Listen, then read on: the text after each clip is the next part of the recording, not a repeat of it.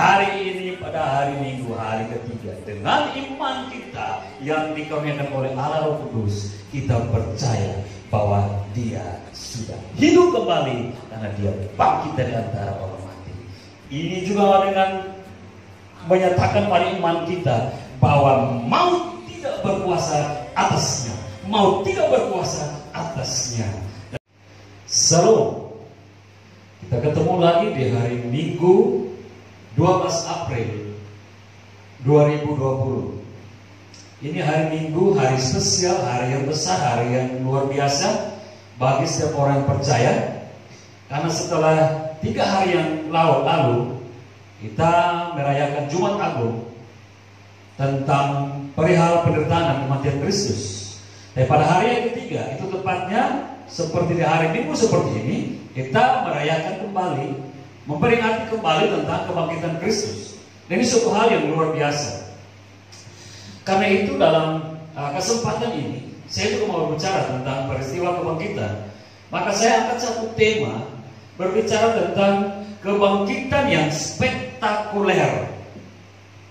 Kebangkitan yang spektakuler. Dasar firman Tuhannya terambil di dalam 1 Korintus 15 ayat 12 sampai 22. Begini firman Tuhan. Jadi bila mana kami beritakan bahwa Kristus dibangkitkan dari antara orang mati, bagaimana mungkin ada di antara kamu yang mengatakan bahwa tidak ada kebangkitan orang mati? Kalau tidak ada kebangkitan orang mati, maka Kristus juga tidak dibangkitkan. Tetapi andai kata Kristus tidak dibangkitkan, maka sia-sialah pemberitaan kami dan sia-sialah juga kepercayaan kami. Lebih daripada itu, kami ternyata berdusta terhadap Allah. Karena tentang Dia kami katakan bahwa Ia telah membangkitkan Kristus, padahal Ia tidak membangkitkannya. Kalau andai kata benar bahwa orang-orang mati tidak dibangkitkan. Sebab jika benar orang mati tidak dibangkitkan, maka Kristus juga tidak dibangkitkan. Dan jika Kristus tidak dibangkitkan, maka sia-sialah kepercayaan kamu dan kamu masih hidup dalam dosamu. Demikianlah binasa juga orang-orang yang mati dalam Kristus.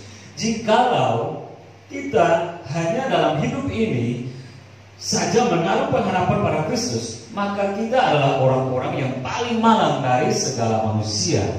Tetapi yang benar ialah bahwa Kristus telah dibangkitkan dari antara orang mati sebagai yang sulung dari orang-orang yang telah meninggal. Sebab sama seperti maut datang karena satu orang manusia, demikian juga kebangkitan orang mati datang karena satu orang manusia.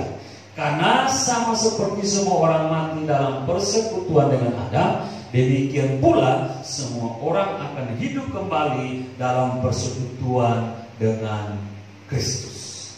Nah, untuk singkatnya, kita bisa memaknai berapa ayat ini perihal bahwa Kristus benar-benar bangkit, meski ada orang yang tidak mau percaya. Itu sebabnya Paulus berkenan untuk menulis surat ini kepada jemaat di Korintus. Oh, Kristus bangkit, supaya orang yang percaya kepada Kristus memiliki pengharapan tentang kehidupan kekal itu, karena akan hidup bersama-sama dengan Dia melalui peristiwa kebangkitan itu. Karena terlalu sayang, kalau memang tidak benar, maka pemberitaan itu tidak ada faedahnya dan semua akan sia-sia. Tapi Paulus mau menyatakan kebenaran ini bahwa sesungguhnya Kristus bangkit, dan karena ada kebangkitan Kristus itulah maka setiap orang yang mati tetapi percaya kepada Kristus memiliki pengharapan untuk hidup kembali, karena akan dibangkitkan di dalam kebangkitan bersama Kristus dan menikmati hidup yang kekal bersama dengan Kristus yang adalah sulung dari semua kebangkitan orang mati itu. Tapi saya mau lebih lanjut mengatakan tentang kebangkitan yang spektakuler ini. Kebangkitan Yesus Kristus merupakan hal yang bagi separuh orang, saya bilang separuh orang, itu tidak masuk akal dan sukar dipahami oleh yaitu yang separuh orang, yaitu mereka yang akan binasa. Dan mereka sangat menolak tentang kebenaran peristiwa kebangkitan yang spektakuler ini. Sejak kapan, pertanyaannya, orang tidak mau percaya. Bukan saja sekarang loh, tapi sejak awal ke peristiwa kebangkitan ini, manusia sudah tidak mau percaya. Matius 28, Injil Matius 28 ayat 11-13 itu membuktikan kebenaran ini, bahwa sejak waktu itu orang pun tidak mau percaya.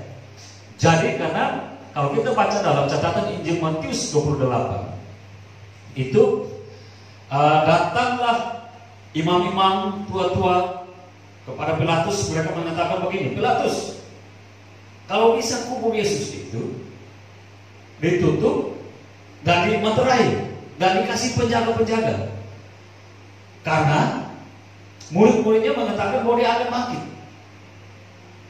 Supaya jangan terjadi penyesatan yang lebih hebat lagi, maka kalau bisa, hai Pilatus, kasihlah penjaga-penjaga atau saudara-saudaramu itu untuk jagai kubur itu.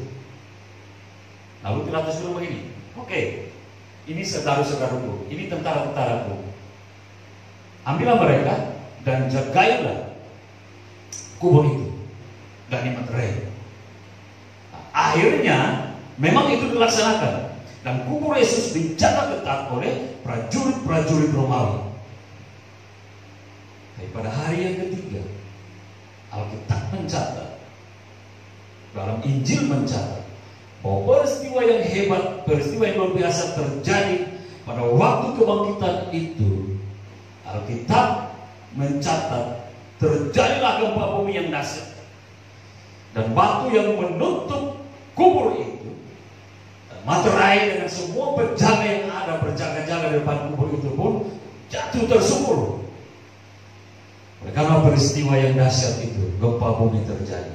Nah, waktu saudara-saudara yang menjagai kubur ini melihat peristiwa ini, mereka mengatakan, oh luar biasa dahsyatnya. Dan mereka mengalami ketakutan yang dahsyat. Akhirnya mereka lari, mereka masuk ke kota, mereka melaporkan kepada imam-imam, kepada tua-tua Yahudi. Mereka mengatakan seperti yang sudah terjadi, bahwa kubur itu terbuka dan Yesus bangkit. Apa respon imam-imam itu? Ahli-ahli Taurat, terus tua-tua Yahudi. Wah, yang luar biasa respon mereka. Oh, begitu ya? Oke, sekarang begini. Ini uang, ini peristiwa yang tercatat dalam Matius 28. Ini uang kami bayar kepada kalian. Tapi dengan catatan, pergilah, katakanlah bahwa tengah malam murid-murid Yesus datang mengambil mayat Yesus pada waktu kami tidur. Supaya ini menjadi suatu cerita rekayasa yang menjadi suatu kebenaran, untuk nanti dunia boleh tahu bahwa memang Yesus ketika kubur kosong itu sudah diambil mayatnya oleh murid-muridnya. Bayangkan. Dan Alkitab mencatat di dalam Matius, berita ini tersiar, dan kemungkinan sampai sekarang berita ini tersiar seperti itu, sehingga banyak orang tidak mau percaya. Pertanyaannya lagi, kenapa sampai saat ini ada juga yang tidak mau percaya? Alkitab mencatat dalam Injil Yohanes 12 ayat 38-40, mengutip perkataan Yesaya. Itu luar biasa. Kenapa orang-orang tidak mau percaya sampai saat ini? Di situ dikatakan perkataan Yesaya dikutip oleh Yohanes, Injil Yohanes, dia bilang, supaya semua itu terjadi, genaplah firman yang disampaikan oleh Nabi Yesaya tentang bahwa Tuhan, siapakah yang akan percaya kepada pemerintahan kami, dan kepada siapakah tangan kekuasaan Tuhan dinyatakan. Karena itu lebih lanjut Yesaya mengatakan seperti ini, Ia telah membutakan, Ia ini adalah Tuhan, Tuhan telah membutakan mata dan mendidikkan hati mereka, supaya mereka jangan melihat dengan mata dan jangan menganggap dengan hati, lalu berbalik, sehingga aku sini Allah menyembuhkan mereka. Ini jawabannya. Kenapa sampai saat ini bahkan dunia sudah mau kiamat, tanda-tandanya mungkin dengan virus corona yang makin menakutkan ini, tanda-tandanya dunia sudah mau sudah mau akhir, tapi juga masih ada banyak orang yang tidak mau percaya tentang peristiwa spektakuler kebangkitan Kristus. Bahkan tidak saja mau percaya, tapi menolak dengan keras. Yohanes mencatat dari apa yang dikatakan Yesaya. Mereka memang didegilkan hati mereka supaya mereka tidak bisa menanggap dengan penglihatan mereka dan tidak bisa mengerti dengan pendengaran mereka. Kok begitu? Iya, supaya mereka jangan merasa supaya mereka jangan merasa hebat dan pintar. Wah, kami percaya kepada Yesus karena kami melihat dengan mata kami. Kami percaya kepada Yesus, kami percaya semua mujizat itu karena kami mampu memahami dengan pendengaran kami. Tidak, supaya membuktikan bahwa manusia ini kecil pengetahuannya dan tidak ada apa-apanya hikmatnya untuk memahami mujizat besar yang dikerjakan oleh Tuhan, supaya semua bertekuk lutut datang kembali kepada Tuhan, dan Tuhan memberikan kembali kesempatan hidup itu, dan Tuhan mau menyelamatkan ketika orang-orang datang merendahkan diri di hadapan Tuhan. Itu sebabnya. Nah, karena itu kita nggak terlalu ambil pusing kepada mereka tidak mau percaya tentang kebangkitan Kristus. Sampai saat ini kita nggak usah perlu terlalu mau pusing dengan mereka, karena Alkitab mencatat mereka memang keras hati. Tetapi ada waktu nanti mereka akan bertekuk lutut ketika Tuhan jamah mereka, dan mereka boleh datang kembali kepada Tuhan, dan Tuhan memperkenalkan dirinya. Dan di situ mereka dari keras hati, mereka tertegur dan melihat kebenaran, dan akhirnya mereka juga berturut lutut di hadapan Tuhan dan mengakui bahwa Yesus Kristus Allah yang hidup, yang telah mati dan yang telah bangkit juga untuk keselamatan. Dan kita lihat kan proses yang terjadi saat ini. Banyak orang yang dahulu tidak mau percaya kepada Kristus, banyak orang yang menganggap enteng, bahkan menganggap seperti dongeng peristiwa kematian dan kebangkitan Kristus. Tapi akhirnya juga kita lihat banyak yang sekarang menyerahkan diri kepada Tuhan untuk percaya, dan mereka menerima keselamatan itu, dan akhirnya Tuhan pakai mereka menjadi alat Tuhan, menjadi saksi bagi dunia ini. Nah, seperti itu yang dimaksudkan dalam Yesaya. Tapi sekarang lagi, kebangkitan Kristus adalah suatu kebenaran.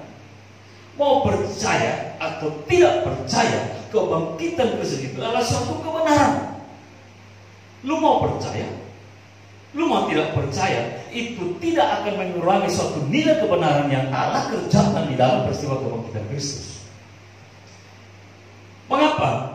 Karena kebenaran kebangkitan ini memiliki arti yang luar biasa hebatnya. Karena ada tujuan Allah di situ untuk kita umat percayanya mengetahui, bahkan juga untuk dunia mengetahui kebenaran maksud Tuhan dalam peristiwa kebangkitan Kristus. Ada beberapa hal yang kita bisa lihat maksud Tuhan sebagai suatu kebenaran untuk kita memahami. Satu, yaitu kebenarannya untuk meneguhkan iman. Jadi peristiwa kebangkitan ini dengan maksud Allah untuk meneguhkan iman orang percaya. Ayat 14 kalau kita ingat lagi, kita baca lagi di dalam 1 Korintus 15 itu. Pengharapan manusia sesungguhnya hanya ada pada Yesus. Sekali lagi, pengharapan hidup manusia sesungguhnya hanya ada pada Yesus. Tidak ada di tempat lain, tidak ada pada orang lain. Tapi bagaimana pengharapan itu dapat menjadi kenyataan? Apabila pribadi yang menjadi pengharapan itu, pribadi Yesus maksudnya, yang dipercaya sebagai penolong, tidak bangkit dari kematian. Nah, itu kan pertanyaannya. Saya percaya bahwa dia adalah seorang pilot yang akan menerbangkan saya ke suatu kota yang jauh di sana. Tapi bagaimana dia yang dikatakan pilot ini yang mampu menerbangkan saya ke kota yang jauh di sana, ternyata dia tidak mampu untuk mengendarai pesawat itu. Kan pasti akan ada tanda tanya.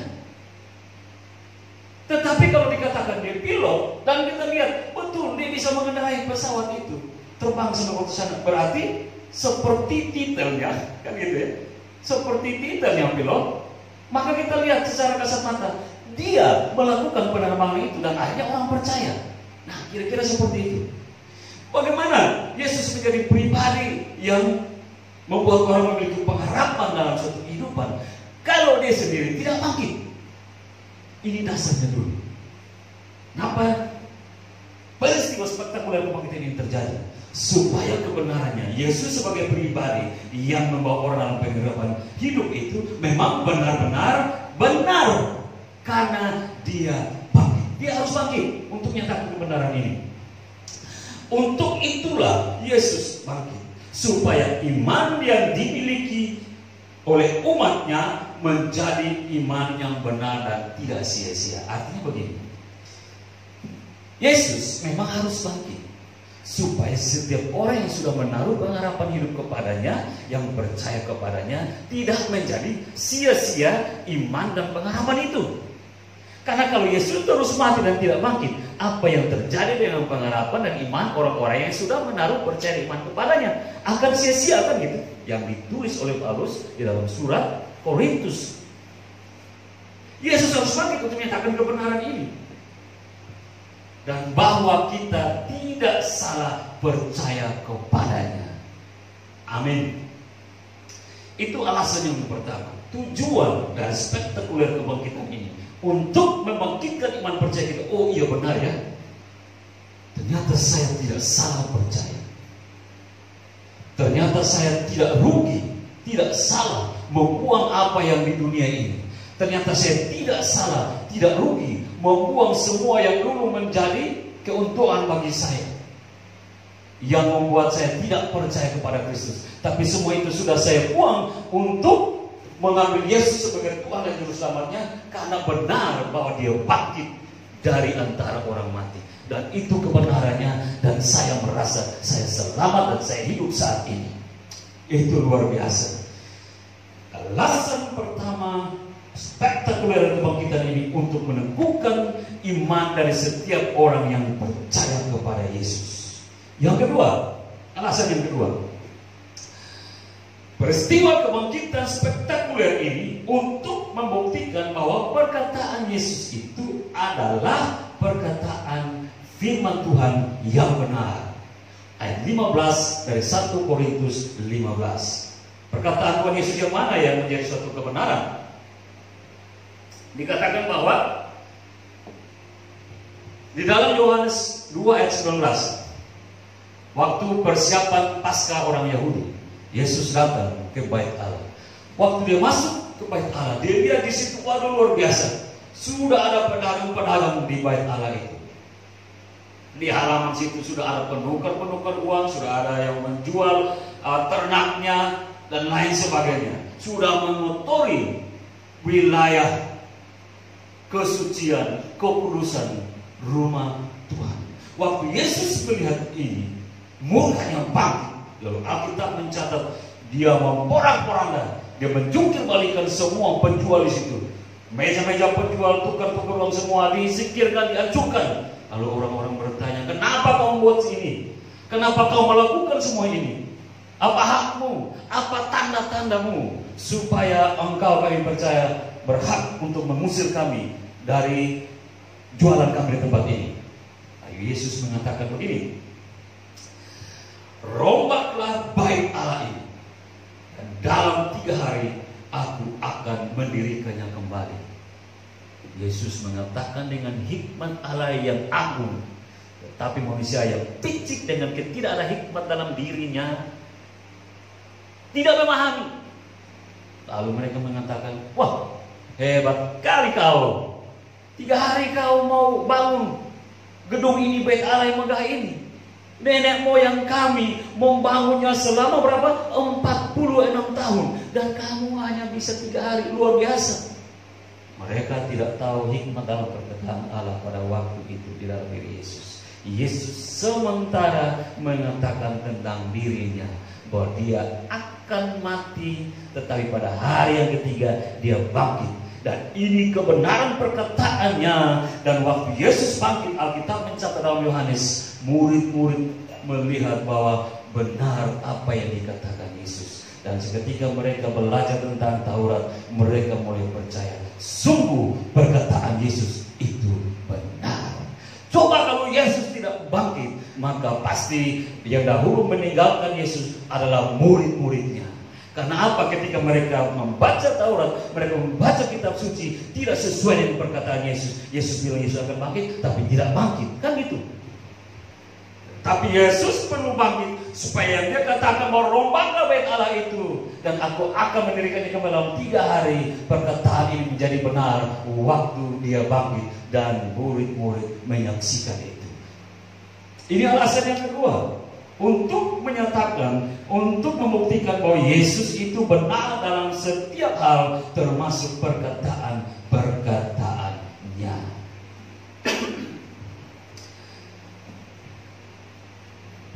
Yesus harus bangkit supaya terbukti bahwa setiap perkataannya itu benar. Peristiwa kebangkitan merupakan materai kebenaran dari semua perkataan Yesus. Jadi kalau satu peristiwa ini tidak ada, tidak terjadi yang peristiwa kebenaran, peristiwa kebangkitan ini, maka kita tidak perlu percaya kepada Yesus. Tetapi peristiwa kebenaran ini menjadi materai dalam setiap kebenaran dan mujizat-mujizat yang sudah Yesus perkatakan, dan tidak lagi ada alasan untuk kita tidak percaya, sebab semuanya adalah titik kebenaran di mana peristiwa kebangkitan spektakuler itu terjadi. Dia bangkit, maka itu membuktikan bahwa dia Allah yang hidup. Nah ini makin menanjak poin kebenaran ini kan. Dia bangkit supaya membuktikan bahwa dia Allah yang hidup. Dia hidup, maka perkataannya benar dan memberi kehidupan kepada orang yang percaya.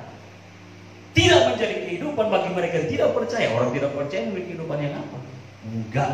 Tapi kalau engkau percaya, engkau akan hidup melalui perkataan-perkataan Yesus dan kebenaran-kebenaran yang Yesus genapi.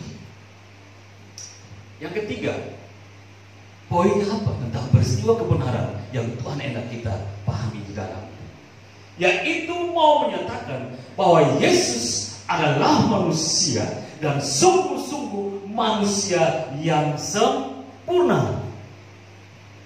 Cari sejak Adam sampai saat ini kita hidup, dan nanti kalau ada waktu panjang lagi ke depan, masih ada orang-orang yang hidup. Klik deh satu nama. Siapa sih dia yang sempurna selain Yesus? Adakah Anda pernah menemukan satu nama dan dia adalah orang yang sempurna sejak zaman Adam, dan nanti kalau ada masing-masing ada orang yang di depan kita lagi? Ada? Boleh ditunjuk. Tetapi dengan peristiwa kematian dan kebangkitan Yesus, Allah mau membuktikan dalam peristiwa ini bahwa Yesus Kristus adalah sungguh-sungguh manusia dan manusia yang sempurna. Pertanyaannya, apa sih sempurna itu? Kan gitu. Kok nggak ada satu sejak Adam sampai kita saat ini? Masa para nabi, masa para rasul, masa hamba-hamba Tuhan yang sekaliber apapun, kok tidak ada yang sempurna? Dan kalau nanti ada manusia lain lagi ke depan kita, kok tidak ada yang sempurna? Emang apa sih sempurna itu?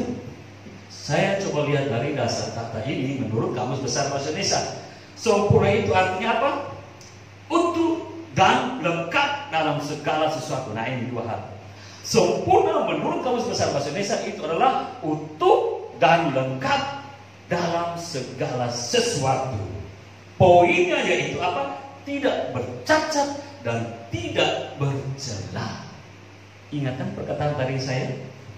Sejak Adam dan Hawa, kemudian turun kehidupan para nabi, para hakim-hakim, para rasul, dan hamba-hamba Tuhan yang hebat sampai saat ini, dan mungkin masih ada hebat lagi ke depan. Tulis satu nama. Adakah yang tidak punya cacat celah? Adakah dia orang yang sempurna, yang tidak memiliki suatu riwayat kesalahan? Anda boleh buka-buka kamus, Anda boleh buka-buka ortopedi, Wikipedia atau lain sebagainya, cari di situ dan kasih jawaban. Siapa? Tapi Alkitab membuktikan tanpa ragu dan tidak lagi disangsikan, hanya satu pribadi yang sungguh-sungguh manusia dan dia manusia yang sempurna adalah Yesus Kristus. Agungnya manusia ini, dan kita harus percaya itu tanpa ragu. Kamus bilang begini, Kamus Besar Bahasa Indonesia bilang begini: sempurna itu adalah utuh dan lengkap dalam segala sesuatu. Kebenaran ini membuktikan, kebenaran arti ini membuktikan kebenaran pribadi Yesus yang tercatat di dalam Alkitab. Siapa itu Yesus? Yesus ini adalah manusia, tapi di dalam dia manusia yang seutuhnya, tapi di dalamnya berdiam kepenuhan Allah. Tepatkan seperti apa yang dirumus dalam pengertian Kamus Bahasa Indonesia. Manusia sempurna, utuh dan lengkap. Yesus manusia yang utuh, tapi lengkap di dalamnya. Lengkapnya itu sebagai manusia sejati, tetapi juga sebagai Allah yang sejati. Di dalam kemanusiaannya yang sempurna sejati itu berdiam kepenuhan Allah, dan itu tidak bisa diragukan lagi. Itu kebenarannya. Ini alasan manusia yang sempurna, artinya yang tidak tercemar dengan dosa. Alkitab mengatakan, lu mau buat salah seperti apapun, lu mau pura-pura berdoa 1 hari full, mau berpuasa 1 hari full, atau 3 hari full, atau berapa hari full, mau pura-pura berbuat baik segala macam, mau beramal, bersedekah dan lain sebagainya, mau buat wajah dirimu seperti orang yang bertemperamen baik, lugu dan lain sebagainya. Alkitab mencatat itu semua kepura-puraan, dan di hadapan Tuhan tetap kotor. Yesaya bilang apa? Segala kesalehanmu seperti kain lap, kain kotor diinjak-injak, kan gitu. Terus gimana kita bisa memberanikan diri bahwa kita orang baik, kita orang benar, kita orang saleh, kita orang sempurna? Nggak ada. Yesaya bilang sama seperti kain kotor, itulah kesalehanmu. Punya udah saleh tapi masih kotor. Ini membuktikan tidak ada manusia yang sempurna.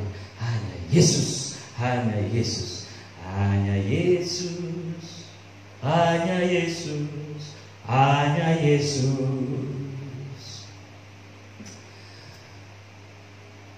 Yesus mati bukan karena dia lemah.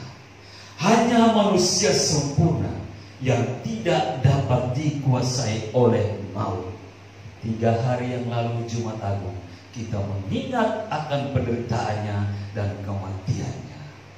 Tapi hari ini pada hari Minggu, hari ketiga, dengan iman kita yang dikaruniakan oleh Allah Roh Kudus, kita percaya bahwa dia sudah hidup kembali karena dia bangkit dari antara orang mati.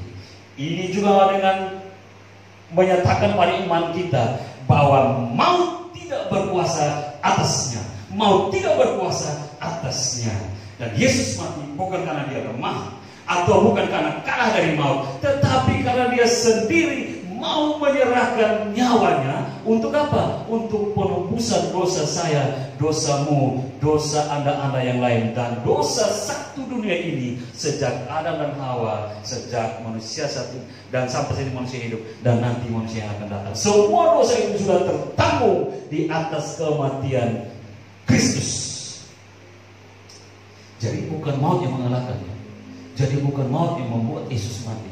Jadi bukan maut yang berkuasa mematikan Yesus, bukan. Tapi Yesus sendiri yang menyerahkan dirinya dengan maksud untuk menyelamatkan kita yang sudah binasa, yang sudah mati dan tidak ada harapan lagi. Yesus mau kasih harapan itu untuk kita. Firman Tuhan kebenarannya mengatakan dalam Lukas 23 ayat 46 itu dikatakan apa? Ya Bapa, Yesus di atas kayu salib. Tapi dia masih membuktikan kebenaran ini. Ya Bapa, ke dalam tanganmu kuserahkan nyawaku. Dan sesudah berkata demikian, Yesus menyerahkan nyawanya. Maut tidak berkuasa atasnya. Maut tidak bisa mengapa-apakan dia. Tetapi dia yang mau dengan sadar sepenuhnya menanggung penderitaan yang sangat sakit itu. Dan kemudian, Bapa, terimalah nyawaku. Dia menyerahkan dirinya dalam kematian itu.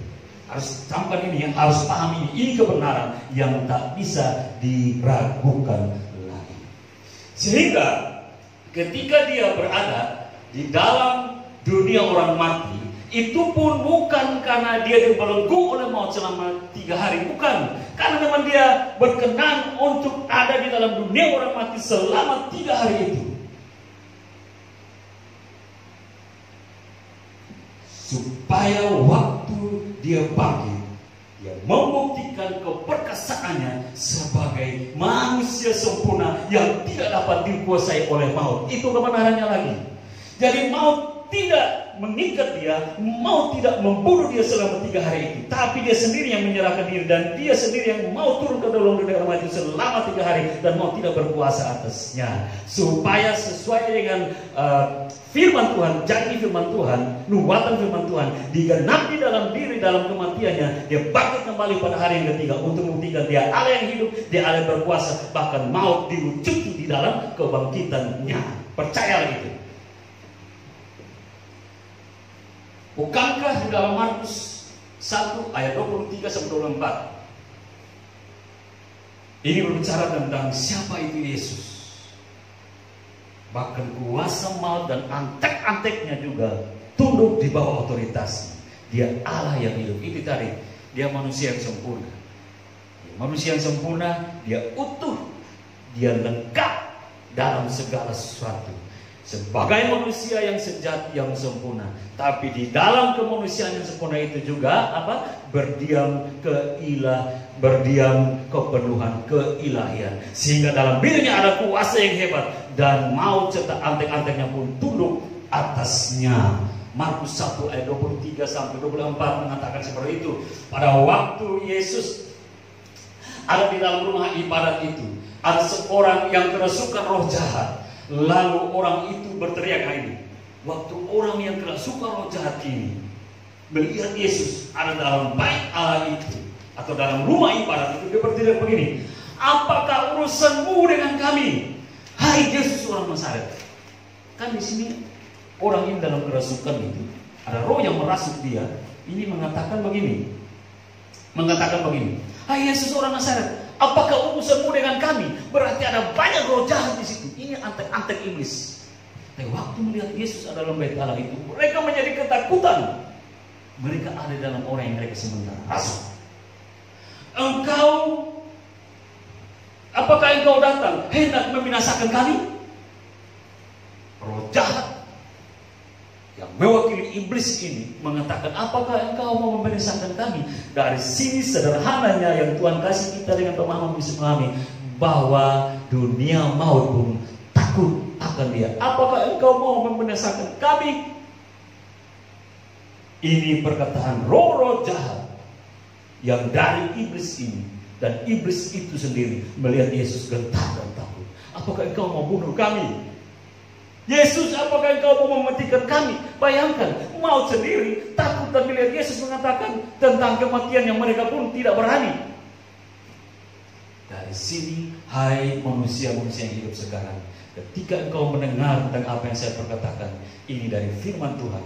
Kalau engkau berkesempatan saat ini, Tuhan menghendaki engkau mendengar apa yang saya katakan, percayalah, tidak ada satu manusia dunia ini pun yang sempurna selain Yesus. Bahkan dalam kesempurnaan itu, karena dalamnya ada keutuhan sebagai manusia sejati dan sebagai Allah sejati, dalam dirinya berdiam kepenuhan keilahian, maka kuasa maupun tunduk. Dan kalau engkau mendengar sejenak saya berkata, percayalah, karena ini kebenaran firman Tuhan. Dan waktu-waktu ini dikasih kesempatan kepada kamu yang mendengar, supaya kamu percaya, menyerahkan diri kepada Yesus, dan mengakui bahwa Dia adalah juru selamatmu yang telah mati tapi yang telah bangkit, supaya engkau memiliki kebenaran dan memiliki hidup yang kekal.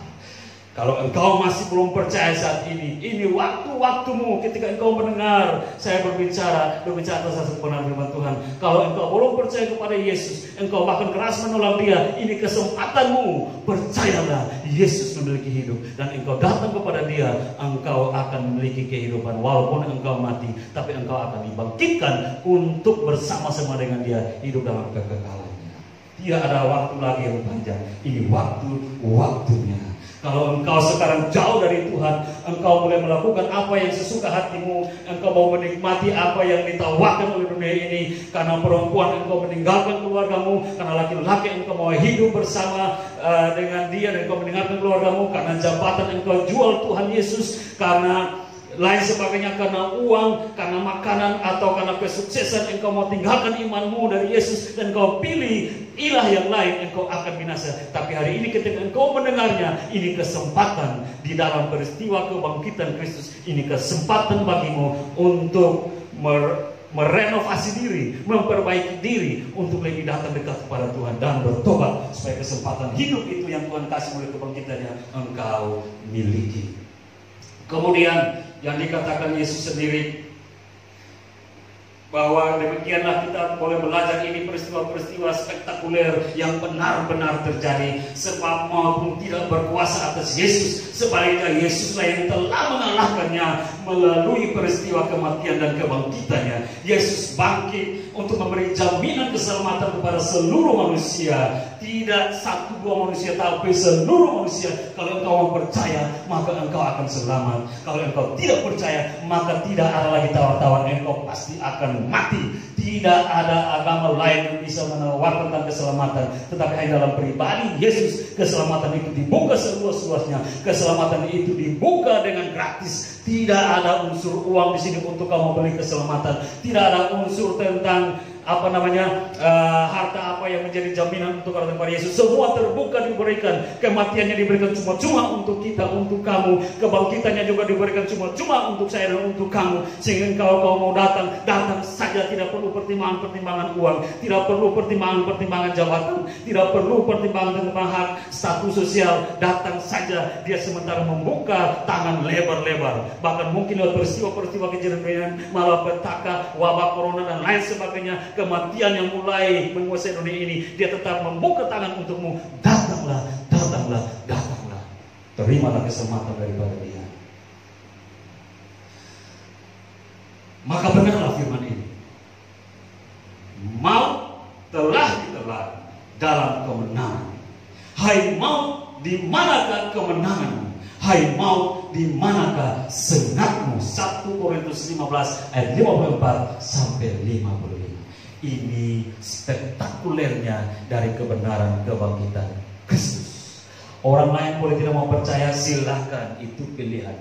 Orang lain sampai saat ini menutup hati rapat-rapat, tidak mau membuka untuk percaya kepada Yesus. Itu urusanmu, itu pilihanmu. Tetapi hai kamu yang sudah percaya, hai kamu yang sudah beriman, jangan engkau ragu.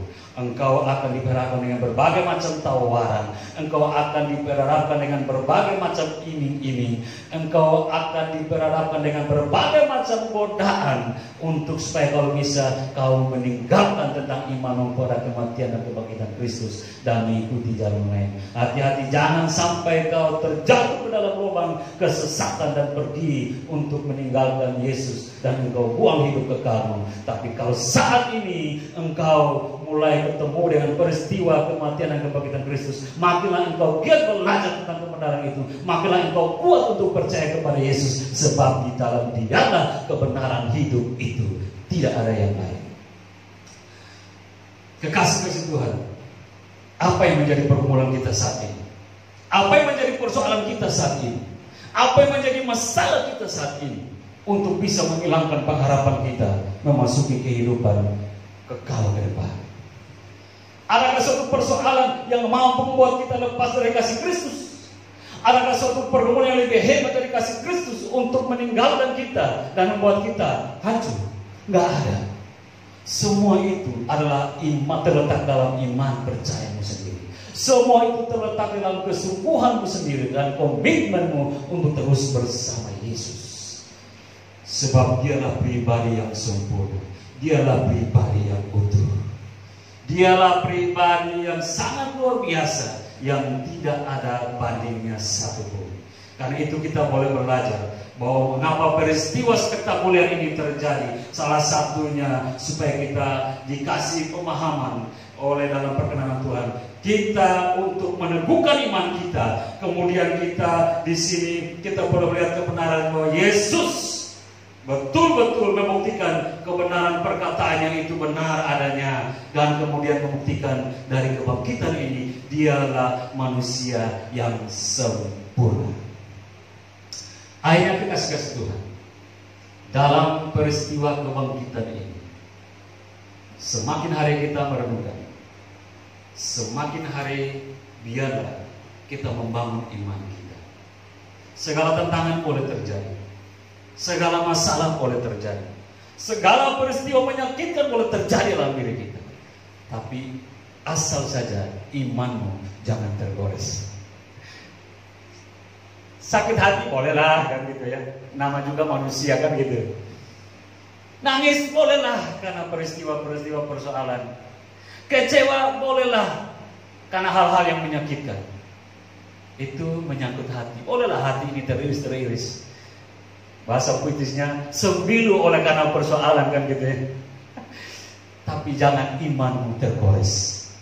Tapi jangan imanmu sampai terluka.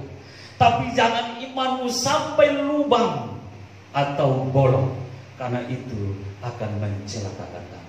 Segala sesuatu boleh terjadi menimpamu, tapi makinlah engkau rapat-rapatkan imanmu supaya tidak ada celah, sehingga waktu pencobaan itu, penghakiman itu datang pada Anda, pada kita sudah punya kekuatan dengan iman yang utuh pada Kristus untuk mengalahkan semua persoalan itu dan memiliki hidup yang kekal melalui kematian dan kebangkitannya.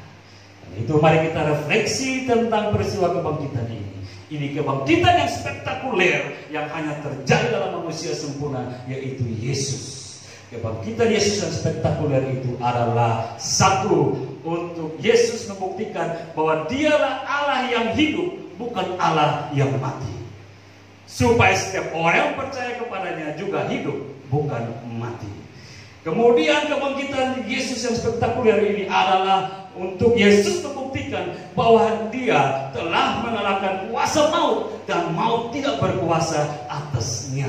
Dan yang ketiga, bahwa dengan kebangkitan Yesus yang spektakuler ini, Yesus bangkit, maka kita memiliki kehidupan atau memiliki jaminan hidup kekal. Percayakah engkau? Saya boleh mengatakan saya percaya hal itu. Dan jika engkau juga mengatakan itu, maka kita sama-sama memiliki hidup. Sebab dia sudah bangkit dan dia sudah menyediakan hidup bagi setiap orang yang percaya. Haleluya. Amin.